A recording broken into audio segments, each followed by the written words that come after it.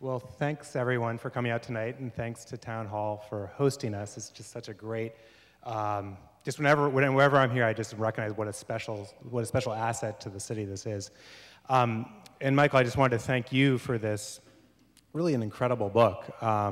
It's just such a deep, probing investigation, and I myself thought that I knew a lot about this stuff, but to really understand it on this level is of a different order. And I was just talking to my wife over dinner now that we have 2 little kids, and this book has just opened up my eyes to when I go shopping in the supermarket and I see what's at the kids' levels and just how the food processing industry has just penetrated our consciousness. So I'm going to lead Michael, as Edward said, in discussion for about 40 minutes, and then take questions from you all for the remainder of our time, because I'm sure you'll have a bunch. So Michael, I just wanted to kick things off by asking, what did you eat for dinner tonight? As my friends and sister pointed out, I had a lot of salt, sugar, and fat for dinner tonight. I can't go out with anybody anymore without them Sorry. endlessly joking on Yes, that. yes.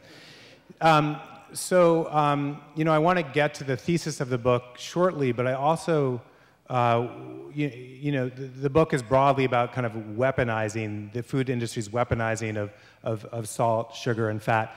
But before we get into that, I just wondered if you could touch on your journey. I mean, what led you to devote 3.5 or 4 years of your life to this investigation?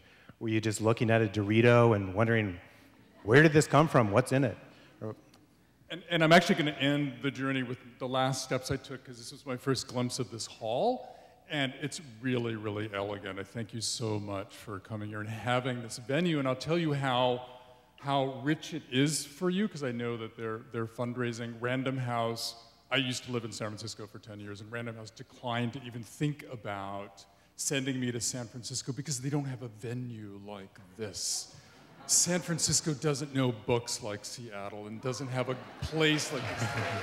There you go. My journey on this book, I mean, the long story is I had been traveling to Iraq in the Middle East, as they mentioned, and had to come back home.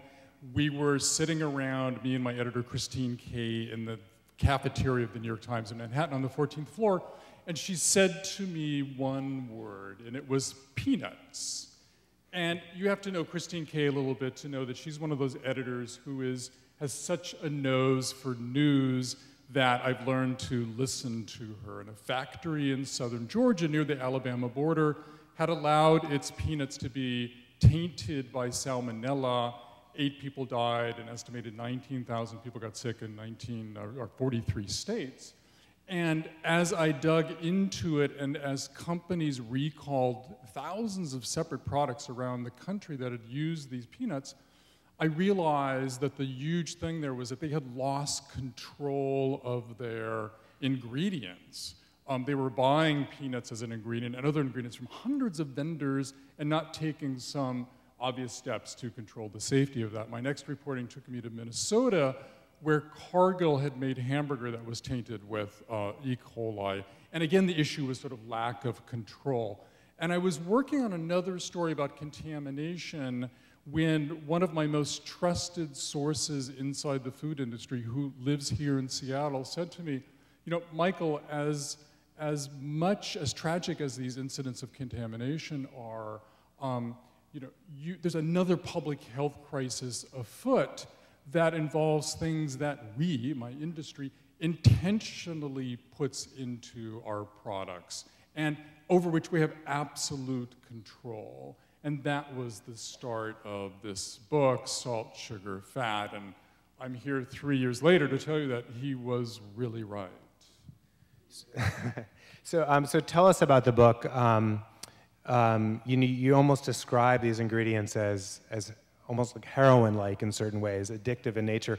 Are they really that addictive? And what do you mean when you talk about the food industry weaponizing these ingredients? Sure.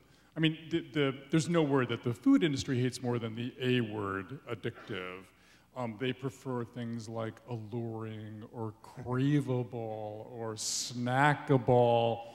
But yes, you know, addictiveness is there. And one of the important things to say right up front is that I don't view these companies as evil empires, intent on getting us obese and ill. The problem, and none of their products, too, individually can be blamed for the situation we're in with obesity and diabetes and high blood pressure and heart disease, including soda or potato chips, my favorite of all. We'll get at potato chips tonight. You'll find out why they're so snackable. The problem lies in their collective zeal as companies. They do what companies do. They make as much money as they can by selling as much product as they can. And the problem also lies in their dependence on salt, sugar, and fat to make their products utterly convenient, low cost, and fantastically, irresistibly tasty. And I think that's one of the fundamental issues that we can talk about here tonight, as in my book. And everything that they do, from the formulation to the marketing to the advertising, is driven not at getting people to like our product, it's driven at getting people to eat more and more of our product. Aren't they just giving us consumers what we want, though? Sorry, say that. Aren't they just giving us consumers what we want? Are they, yeah, sure. No, absolutely. But let me walk you through one example. So I met a legend in the industry named Howard Moskowitz, trained in math and then experimental psychology at Harvard. He has created some of the biggest icons out there for all of the big companies. He walked me through one of his recent creations of a soda flavor, a new soda flavor for Dr. Pepper. And to do that, he used 61 separate flavorings of sweetness, each just slightly different than the other, and he subjected those to more than 3,000 consumer taste testings in cities around the country, and then took all the data, dumped it into his computer, did his high regression math analysis thing, and came up with the very perfect amount of sweetness that was guaranteed to make that soda a hit and send us over the moon when we drank it. And he explained to me that our liking for sugar is not infinite, and we all kind of know this, and you can do this experiment with your coffee if you like sugar in it, add sugar until you get to the point where you like it the most, and then if you add more, eventually you'll get to the yuck point. This is like too much. And it looks like a bell-shaped curve. There's some kids here in the audience who know about the grading curve in school. It looks like that. And the very top of that curve is where the optimum amount. And he has a word for that. He helped coin it years and years ago. It's called the bliss point for sugar. And not only soda, but bread and pasta sauce and so many items now in the store which are sweet and which never used to be sweet, all have a bliss point that's precisely engineered, is their word, by scientists working for the food companies. Yeah, I love that term, bliss point. There were a couple other terms that just sort of stuck with me. One of them was mouthfeel. Yeah. What does that mean, mouthfeel? So mouthfeel relates to fat, because fat is not one of the 5 basic tastes. It's a sense, and I like to think of it as the sense of that warm, gooey sensation you get biting into a hot toasted cheese sandwich. There's actually a nerve ending that comes down almost to the roof of your mouth that sends signals to the brain's pleasure center, just as sugar does and salt does through the taste buds, through this nerve that says to you, Michael, eat more of that cheesy sandwich. Let me toss one more at you. This one I'm having trouble pronouncing, but it was sensory-specific satiety, yeah, which I guess relates to the bliss point. Yeah. But just the fact that these terms exist. Yeah. So so that's it. Unpack that I one. love the terminology, and it was so, I mean, we talked before about how the research and writing for this book for me was like being inside a detective story, able to spend time with these scientists in this industry who speak their own language. And yeah, bliss point, mouthfeel, sensory-specific satiety it's a weird one for the industry. It basically goes like this, that a really strong-tasting food like turkey tetrazzini will compel you to really ravish it for the first few bites or the first meal. but you're going to get tired of it really fast because it has an overriding taste. Whereas something like white bread, you can eat forever and ever and not get tired of it. And this is sort of a quandary that's been in the processed food industry, and it sort of explains why so much of their food in some ways is really bland. That's designed to keep your brain from going, had enough of that, don't want it again. The epitome, the master of sensory-specific satiety and avoiding that is none other than Coca-Cola, which has all of these ingredients along with the sugar. But after you drink it, and they like to think of it as a nice, well-balanced wine, but hey, look, you're not thinking of any one specific flavor, and so hours later, when you get that craving for another Coke, you're not going to run from it because, oh yeah, I remember the vanilla, and I had too much of that vanilla. It's like, it's just perfectly balanced, and that's the height of achievement for the food industry. All the food companies, by the way, just adore Coca-Cola. They are the top of, they worship them, yeah. So there were so many wonderful, it's not quite the right word for it, but so many fascinating stories in the book about kind of products that were developed and then brought to market. And I thought to sort of illustrate much of the book, we could talk about one of my favorites, which was Lunchables. Oh, yeah. So how did Lunchables come about? What was the need that it was serving for the company, and what was the perceived need for the consumer? 1987, Oscar Mayer, Madison, Wisconsin, was starting to have a problem, and it was called red meat. People were eating less red meat in this country because of saturated fat, which is the type of fat that's linked to heart disease, and salt. Oscar Mayer wanted to do something to jumpstart sales. They brought in some of their smartest people, including Bob Drain, a marketer who I spent time with, and he walked me through the whole process. He came in, and with his team, came up with this idea of creating a TV dinner type tray. First, he was targeting moms who worked outside the home, and then they targeted kids using bologna, cheese. They wanted to use bread, but they couldn't, it wouldn't sit on the shelf forever, so they ended up with crackers in this cool little tray. And very quickly on in the process, they realized that it really wasn't about the food, especially when they came up with the pizza Lunchable, and then the hamburger Lunchable, and the hot dog Lunchable, all of which are utterly cold and almost, have no resemblance to the real thing you buy at McDonald's or Pizza Hut. But they realized that for the kids who they were targeting with the Lunchables, it was about empowerment, and they came up with the slogan, maybe some of you remember it, all day you gotta do what they say, but lunchtime is all yours. And the Lunchables to the kids became this badge of independence, and it was just a huge marketer. They're approaching $1 billion in sales. Yeah, so it takes off, and it's sort of a win in a sense for Oscar Mayer, but in fact it's losing money. I mean, I forget what it is, but in year one they make $100 million, but gross, but they're losing, they're netting negative $10 million. So the dude goes up to, is it owned by Philip Morris? Yes. Goes to the executive of Philip Morris and says, he's afraid he's almost going to be punished for launching this thing that's losing money. Yeah. And then what happens? And I should say the Philip Morris executives were known for their corporate product meetings, and I was lucky enough to come across a trove of documents that took me inside these meetings. They would have not only to discuss cigarettes and beer, they had a beer company, but also food, because, and we can talk about this a bit more too, but Philip Morris became the largest food manufacturer in North America through its acquisition of the old food company General Foods and then Kraft.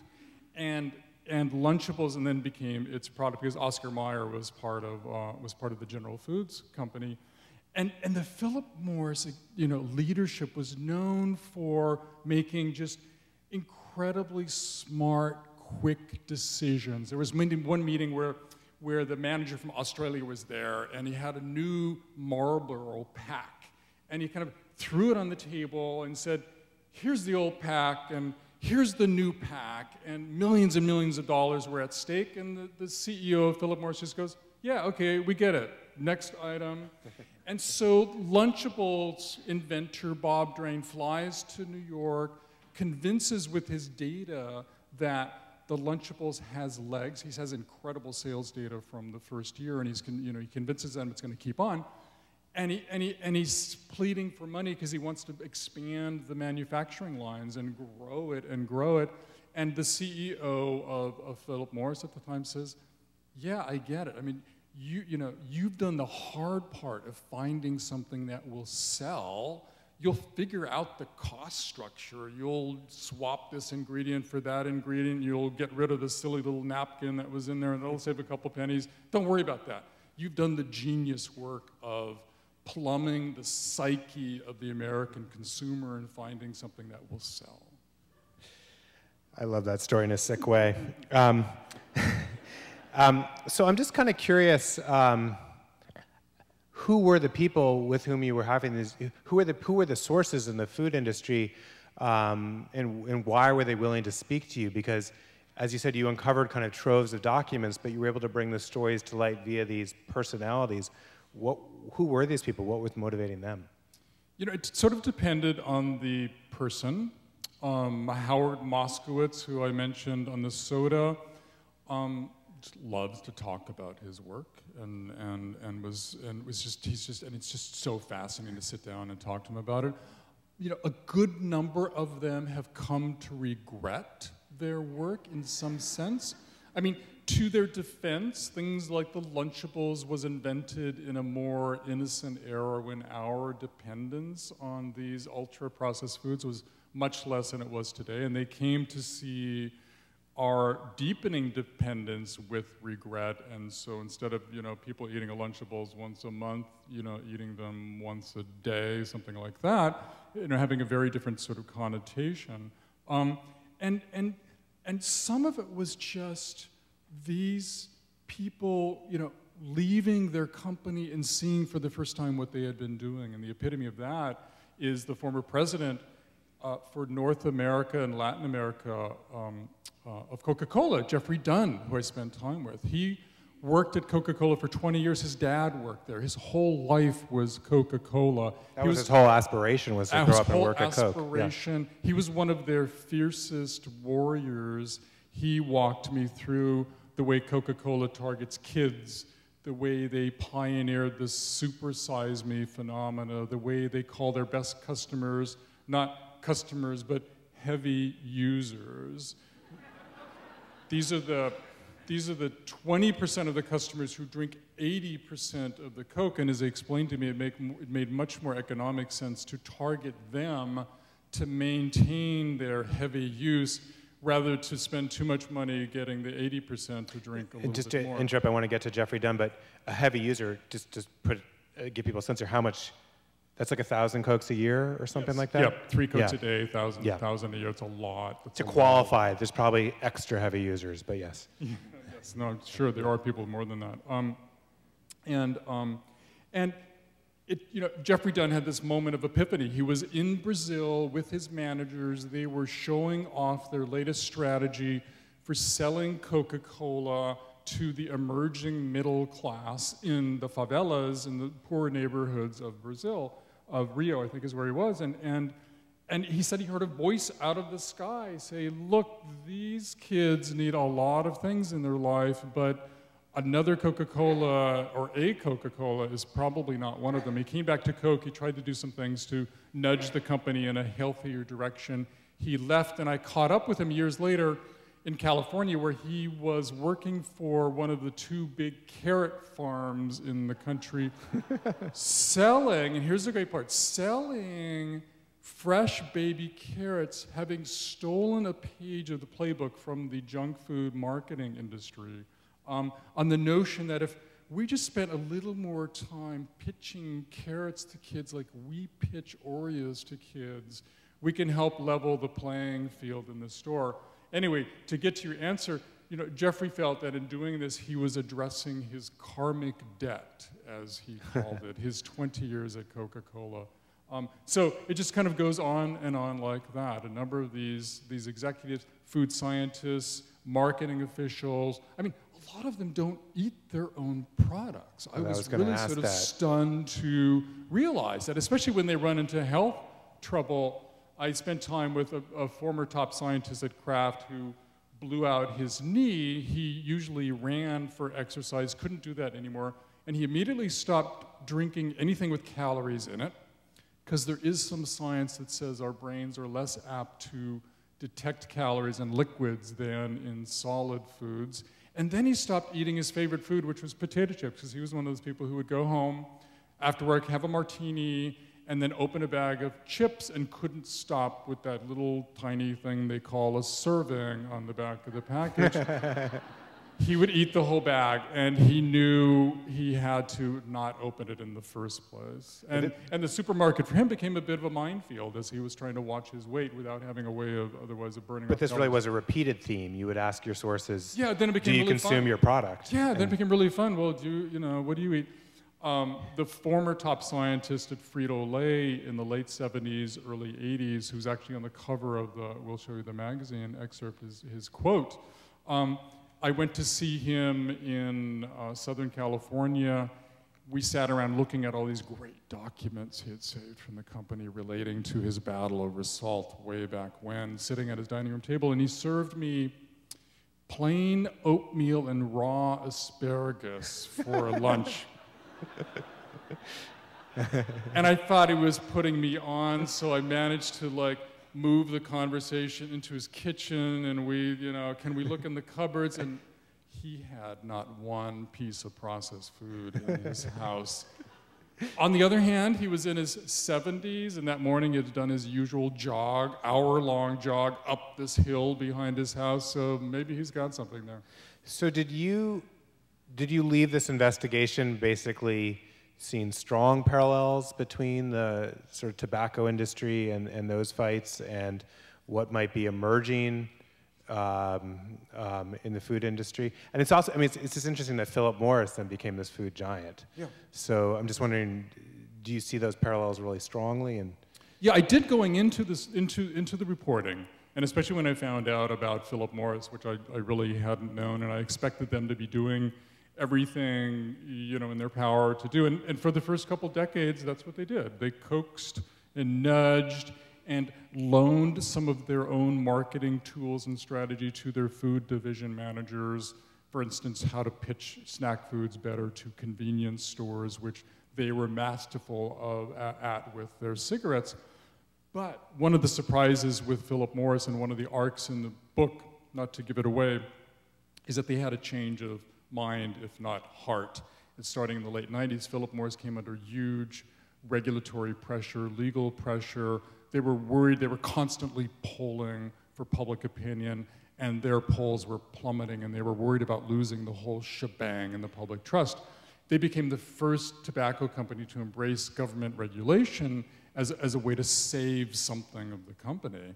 And when they did that, they turned to their food division, which was bringing in 51% of their profits, and they said, you guys are going to face as great, if not greater, danger from salt, sugar, fat, and obesity as we are right now from nicotine.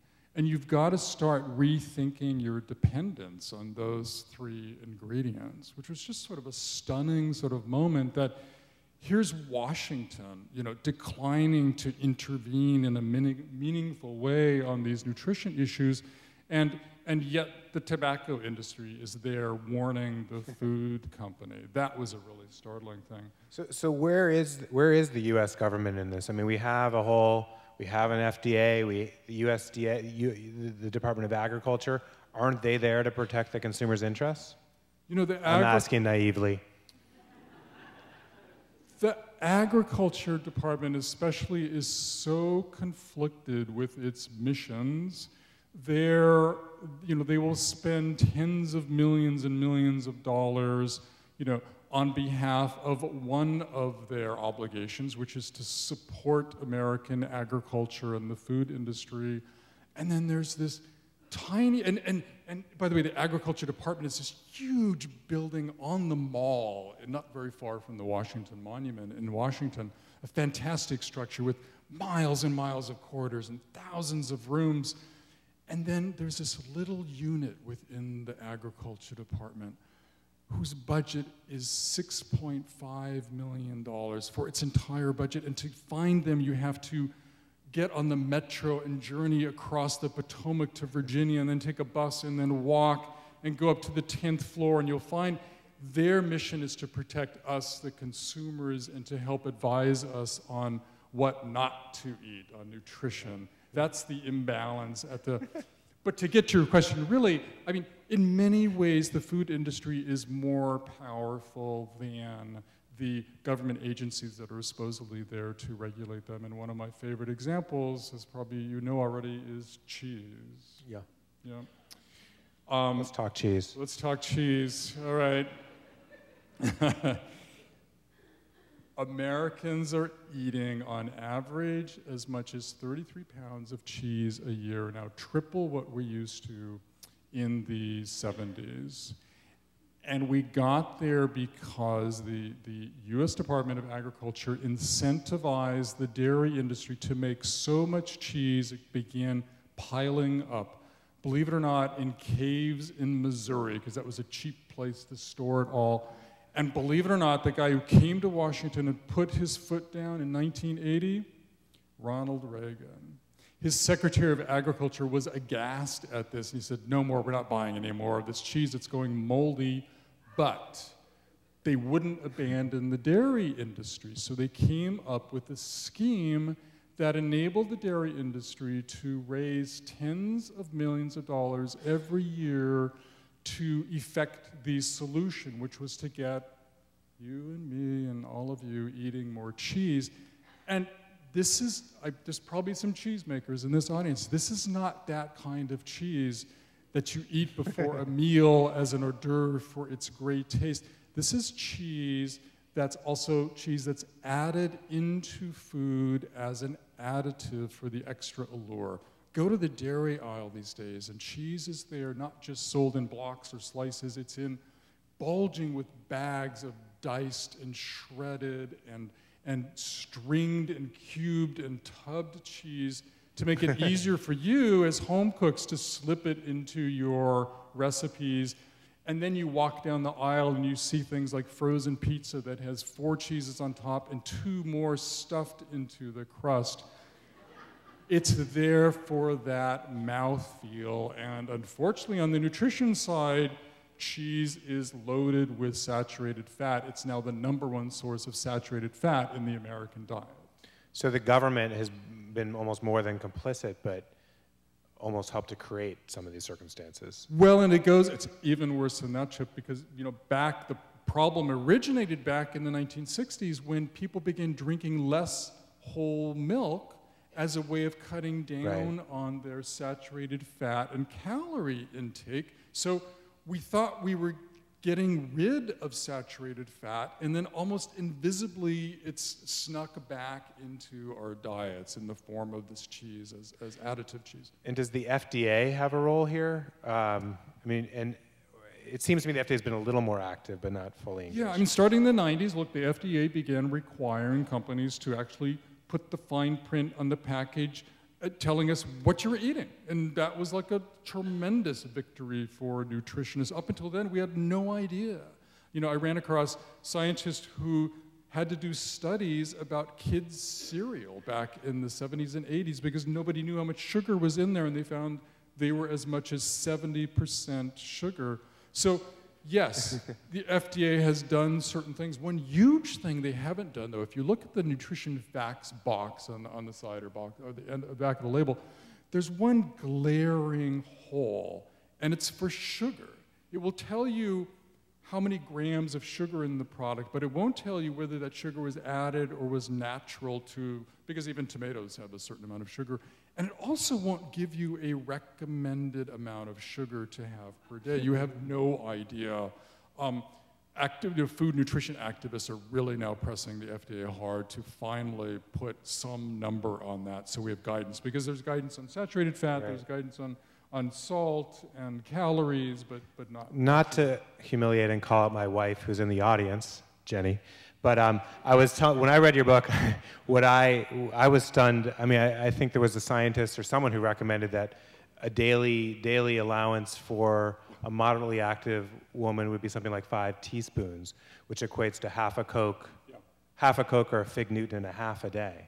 Yeah, which is just a different scale from what America. It's pretty stunningly low, and I do also, I have to preface that in the book that look, I mean, a lot of nutrition science is really mushy. These companies and regulators don't do double-blind randomized trials like they do in the pharmaceutical industry, so nobody can stand up and say sugar has caused the diabetes crisis, or that salt is definitively responsible for this.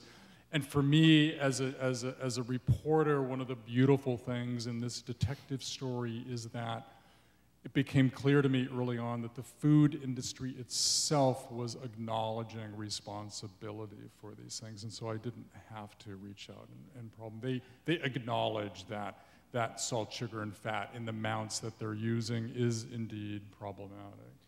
So what's the way out of this bind we find ourselves in? So we have an industry that's sort of aware of it, some actors in the agency wishing to do things differently. We have increasing consumer awareness, but it's like an arms race. Like the individual companies can't really disarm.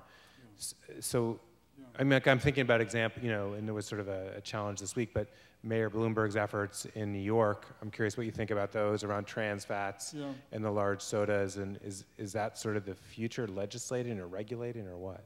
Yeah, I mean, it seems like they're looking sort of at going one of two ways. One is to sort of tax the overeaten bad stuff. The other is to, and I think maybe a more interesting way, and I happen to know that the White House is looking at this, which is to try to shift some of the existing subsidies of processed food that Michael Pollan has written so eloquently about over to the things that everybody, including the government, says we should eat more of: fresh fruits and vegetables, which get almost no subsidies and are inherently more expensive. So even when we go into the grocery store with well-meaning intention to spend more time in the fruits and vegetable aisles, it's going to hit us in the pocketbook. So that's sort of one way out that I'm seeing.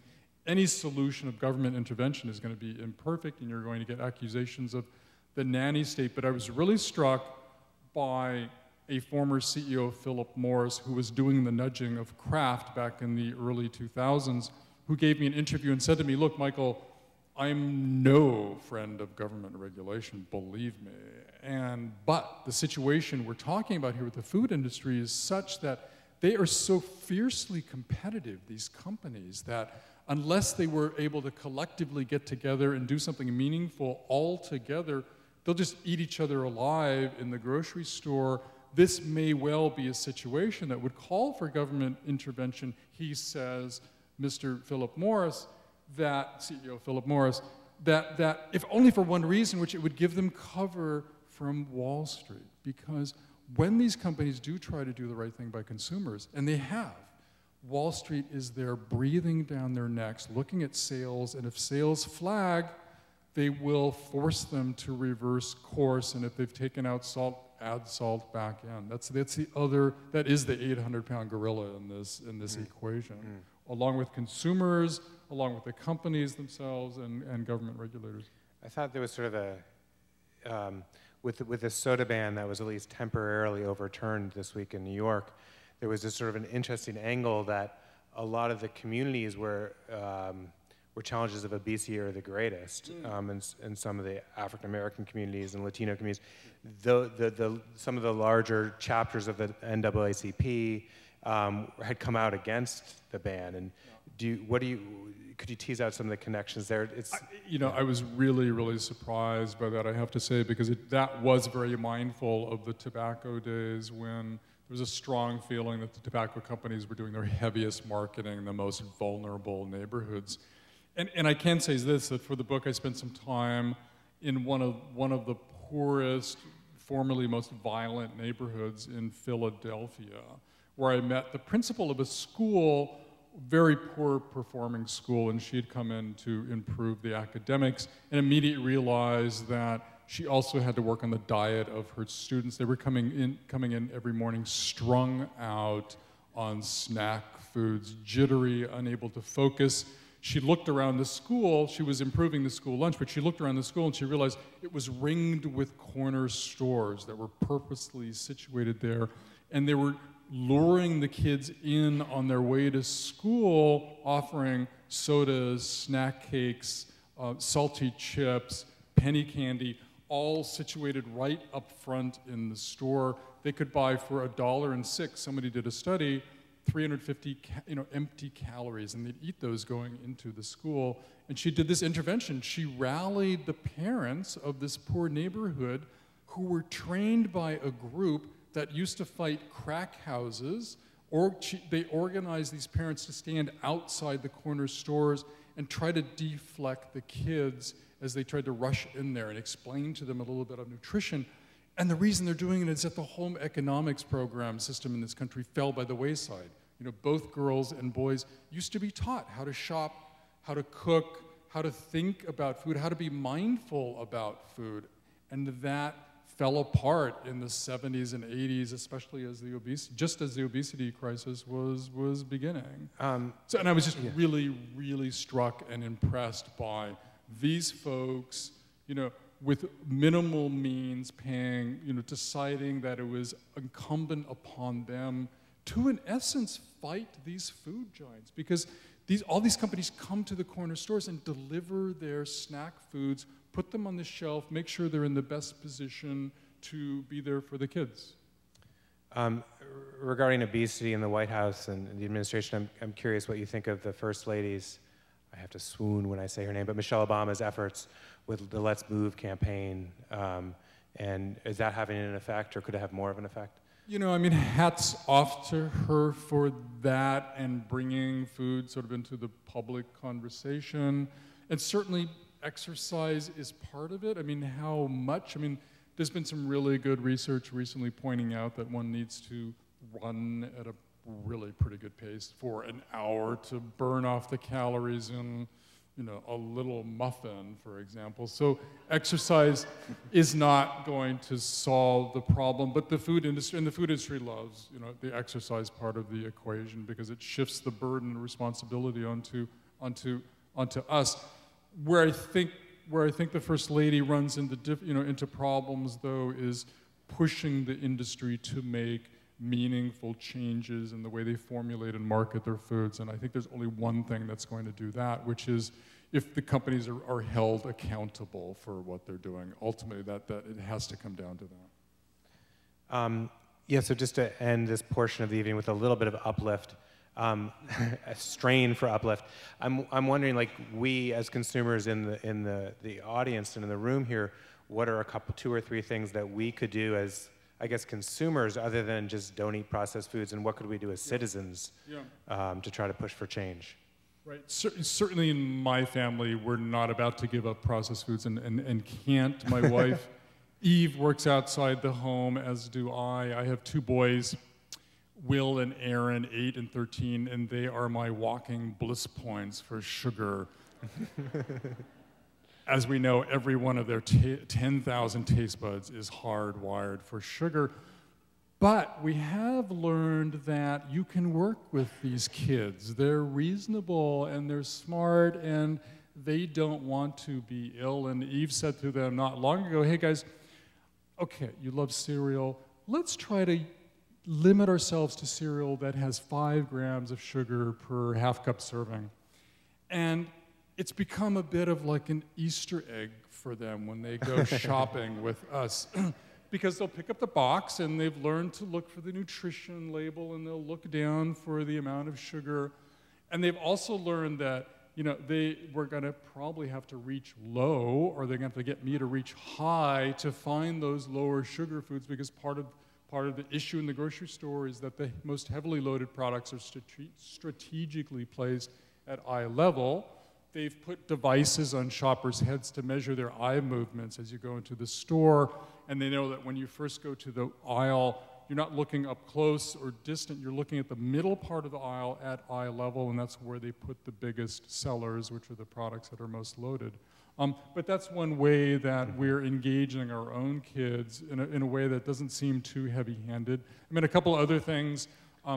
It's really true that making a list and sticking to it is like a huge way to gain control of the food that you're buying in the store, because everything they're doing, and I report on the studies that they funded in the book, everything they're doing is to try to get you to make spontaneous decisions where you haven't thought about it ahead of time. And so, you know, they'll park the soda cooler at the checkout stand, so it's just so tempting to be right there. So, you know, form habits, stick to those, you know, try to limit your kids in sort of a reasonable way, spend more time in the fruits and vegetable aisle. I also like to say, everybody knows to look at all you folks know to look at the facts box, so the fine print, but I like to say, you know, start with the front of the package, because that's where the advertising is, and the come-ons and the touts. That's where you'll see the big letters, low fat.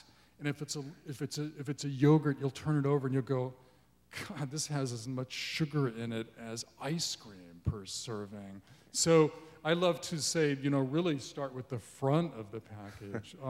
And then overall, I mean, I'm hoping that this book, and sort of, is, you know, as readers getting inside the food industry and knowing everything that they're throwing at you, for me, was incredibly empowering. And it's kind of knowing that I felt I was able to walk into the store and be more in control, because ultimately we're the ones who decide what to buy and how much to eat. Okay, so I lied. I said that would be my last question, but just I do want to encourage everyone to actually buy the book, because it's such an awesome book. And so just my last question is, you were telling me in the back room, just sort of, I mean, these covers are just really have stories behind them. So Michael's piece was on the cover of the New York Times Magazine 3 or 4 weeks ago at this point, and I think it's been one of the most, if not the most read piece in the magazine's history online. But each of these covers, and you were just telling me about a third that came out, and you know, books are kind of a collaboration. You had some amazing artists help with this, so maybe you could... Yeah, my third favorite cover was on the cover of Der Spiegel last week. They took what looked like a cigarette pack and stuffed it with French fries and then put a warning on the front. And my German is a little rusty, but about, you know, a warning, this food could be dangerous to your health. This is my favorite cover. God bless Random House. They had another perfectly fine cover.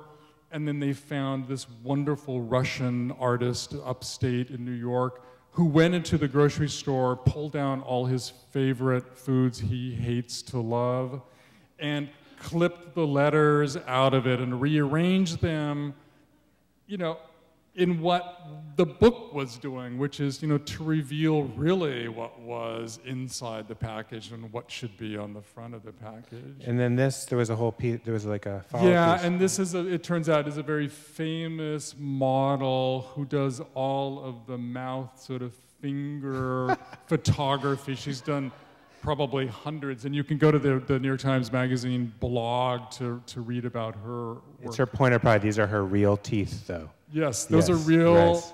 Believe it or not. unadulterated teeth, and she is getting that bliss point right there. So thank you so much, Michael. So let's take some questions from the audience.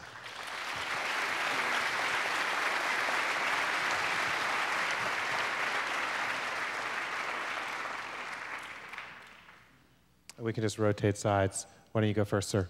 Okay. So if you had a magic wand and you could do one public policy thing, such as, you know, what Michael Bloomberg tried to do or whatever, but you couldn't do 3 things or 5 things, what would it be? Well, as a reporter, of course, which I still am, being back at the Times, I tread very lightly on public policy matters. But I really do like the thinking of the White House to sort of sidestep the accusations of being heavy-handed on regulation and look at shifting, as I mentioned, the existing subsidies from heavily processed foods over to fruits and vegetables. I think if they can level the playing field in the grocery store on economic basis, then that will go a huge way to empowering consumers as we know more and more about what we really should be eating and want to eat to enable us to actually do that financially. I love that idea. Yeah. Could you talk a little about what is happening in school nutrition? They say that the younger generation is going to be less healthy than we are. I wonder how much food has to do with that as well. You know, I'm actually embarrassed to talk about this because my kids go to public schools where parents and teachers and the administrators are trying really hard to improve the school lunch.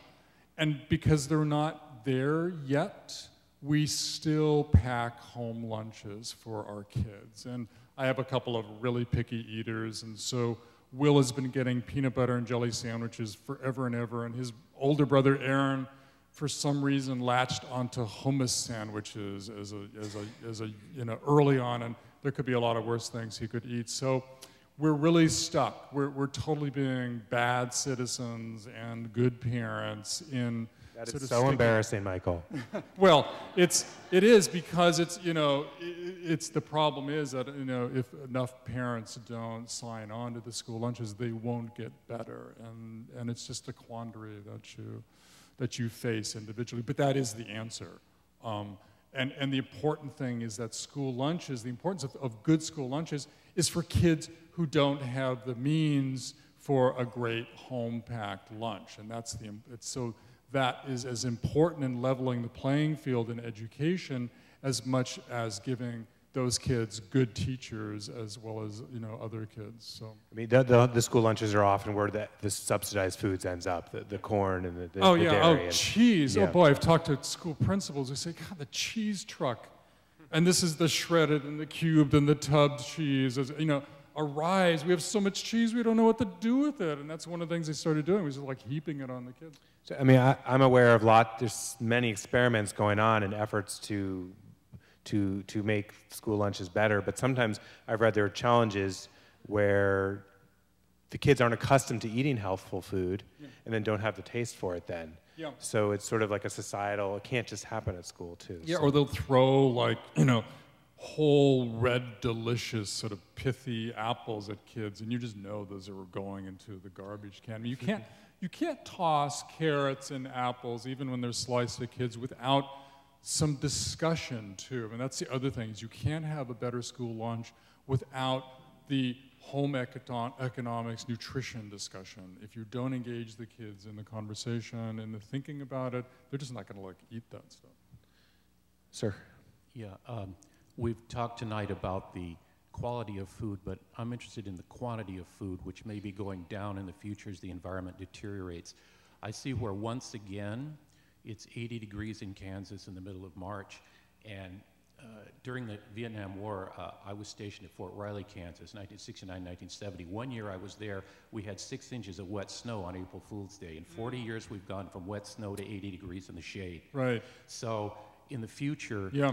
Food may be so scarce that worrying about the quality is a luxury only rich people can afford to contemplate, and the rest of us will have to eat whatever we can get. Yeah, I hear you. I have some bad news on that too, because I have a sense that the companies I write about are actually secretly, not enjoying, but looking forward to what they call food security, which is that issue. And I think that they envision the day when books like this are not going to be read because what people are going to be worried about is just getting calories as the population doubles. So there's yet another force that's coming into play, is that, you know, there increasingly is going to be a need for just plain calories, no matter how they're derived and what the impact on the environment is. And yeah.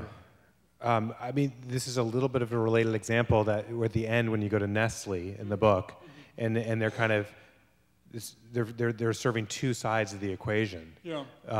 And their final product relates a little bit to food security, I think, or it could be. Yeah. So could you just? I thought that was a fascinating story. Yeah, Nestle is just a fabulously rich company based at, you know, near Geneva in Switzerland. One of their former scientists said to me, it's like the Swiss bank that prints food, and on the one hand, they have all these pure scientists doing pure research on nutrition.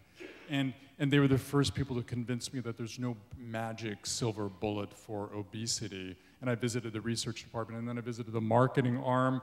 And it was just in, I think, 2001 or 2 that they paid $2.6 billion to buy the Hot Pocket product. You all know that? It's like the microwavable, handheld snack loaded with salt, sugar, fat that became the poster boy for the obesity crisis. And while Nestle is trying to dial down now the load of salt, sugar, fat in those products to its credit, it's also come up with this formula in a can for people who have gotten so obese they've undergone bariatric surgery, which is surgically shrinking their stomach so that they can't intake as much food as they used to control their weight that way. And the problem with that is that they can't get enough nutrients, and they need to rely on, for the rest of their lives, mineral vitamin supplements. And so Nestle has just gotten into that business as well as, well,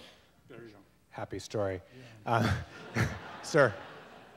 Okay, so my question is, I like my coffee in the morning, and as I go to a coffee shop, I'm confronted with, my dairy, and then I have my sugars. And it tells me raw sugar, your highly processed sugar, and your other substitute for sugar. Are they really any better, or is one better than the other as far as health is I'm full of bad news here tonight. So, well, except for so putting aside the aspartame and the sugar substitutes for a second, the top scientists and nutrition experts have convinced me, including Marion Nestle at NYU, you may know her, that sugar is sugar is sugar, whether it's, derived from beets or sugar cane or corn for high fructose syrup or even honey, just in terms of calories. Sugar is sugar is sugar. And none is going to be better than other. And it's part of the game that the food industry plays, that when people get concerned about table sugar, they substitute in corn syrup, although that goes back a number of years. When they become concerned about high fructose corn syrup, they substitute in table sugar and brag about it on the front of the package, but calorically there's no difference. The sugar substitutes, I have to say, worry some scientists because they feel the FDA hasn't done enough research, especially when they're combined. And so when you see several, low, no-calorie sweeteners in a product, those especially concern, some nutrition scientists. And I don't have the answer for you, except that diet sodas may not work as effectively as people think they do in terms of maintaining weight, especially if a diet soda and then you go out and eat, cookies or muffins after that, thinking it's a prophylactic, which it isn't. So, I have one more question. Sorry, if you don't mind. Yeah. Okay, this just talks about. My question is about regulation, and should it be the state or the government, the federal government, responsibility to regulate our intake in sugar, or should we do it at our own home, or parents can suggest, eat this rather than eat this sugary stuff? Like where? How can we regulate that? I mean, is it at our home, or is it our government's job to do this? I don't know. I think it's probably a combination, and I do talk about that a bit in the book, but I think that's one of the issues we were just talking about, which is, to what extent is it going to involve government and consumers and parents and school administrators, and the companies, the people inside the companies who really care about these issues, and they are there all sort of pulling together. I think what Michael was saying is earlier, it's not a level playing field right now. So much of the bad stuff is subsidized, maybe starting by removing those. Yeah, and that was one of the point of Mayor Bloomberg in New York, which is that, look, excuse me, but you have to realize the soda companies are spending tens and tens of millions of dollars getting you to drink more soda. It is not a level playing field, especially for kids, especially for the most vulnerable people. And if you're accusing me of being a nanny state, you've got to realize that you're handing it over to them. Is that really what you want? Yeah. I get it that we're here in Seattle and we all care, but the rest of the people, how do we get them? I mean, can we call for another meeting of those processed food titans, or What do we do? I think you have to get louder if you really want to get the attention of the companies and the regulators. I think you have to voice your desires, and in some ways that goes beyond Facebook, and that's all I can really suggest. Thanks. I think it's also one's questions like, how does social change come about? And I think about this a lot in the climate space and the environmental space, and I don't know that one needs 50% or 60% of the population if there's a really active 10%, and then a large portion of people kind of willing to accept some change. So I don't know if the aspiration should be Harlem Shake so much as like a big enough core group of people pushing for change, and I think that's my theory about how change comes about. What are you worried about next? Like, what's your next big worry? Wow. I'm actually to put you on the spot. I'm actually counting on one of you to come up with a great suggestion for another book tonight. Hands are raising. Water? Yeah, I've seen some good water reporting, but seriously, reporters are only as good as their sources, so I welcome you to I even ping know me. more, like, based on the book, like, is there anything that you're worried about happening next with the food industry? Relating with food? Yeah. I think it sort of was that, we touched on it, the food security issue, and I think that could, over time, overwhelm concern about eating local, eating nutritiously, eating good for the environment, when there's just sort of sheer pressure to produce calories to feed, the growing population. I think that's maybe one of the alarming things that's out there, and that's a few years away, certainly to some extent, but that could overpower all the things we're talking about here tonight. Thanks. Yes. So last question. There's only one thing I wanted to talk to you about, was the organic end of food, which is really, it's so costly, and yet, is it really that better than the regular vegetables and fruit? Bad news here, I'm sorry.